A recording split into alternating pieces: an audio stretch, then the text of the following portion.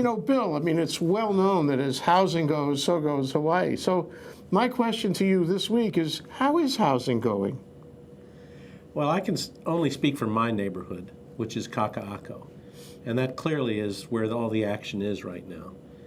You know, for the 2 weeks running up to our meeting, there were nothing but stories about Kakaako and the plans for Victoria Ward, now Howard Hughes, and Kamehameha schools.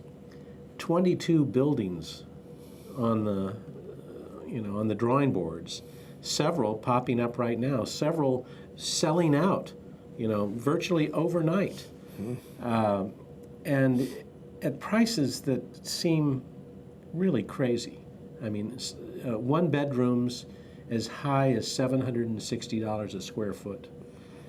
So I don't know where the money's coming from. And I don't know what we're going to do with all the people. Right now they say about 12,000 people live in Kakaako. And that is going to double, more than double. Where are all the cars going to go? Of course, our panelists, many of them think that folks are just going to walk to work. And clearly that's possible. Kakaako is the gap between downtown and Waikiki. And if you've got the energy and the right shoes, it's a 10 or 15 minute walk to the heart of downtown. And that's really great. It's a 10 or 15 minute walk to Ala Moana. So it is possible. And it's possible to ride your bike. But they've got to have the infrastructure. And that's the real worry. Will those pipes hold out? Are they going to make bike lanes? Is the rail going to really be used by the folks living there? I don't know. But I can tell you one thing, the natives are restless.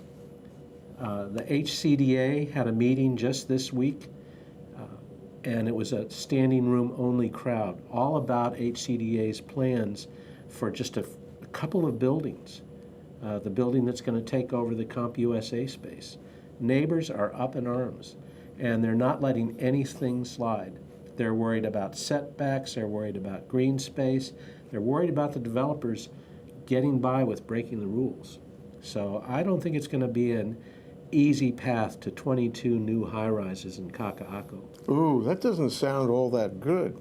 And you wonder exactly, why this neighborhood is handled differently from all the other neighborhoods in Oahu, and for that matter, the state, where instead of a county planning organization planning and allowing the permitting, that's DPP, Department of Planning and Permitting in the city and county of Honolulu, a state agency is now in charge. Hawaii Community Development Authority, that's the organization, and they're in the hot seat.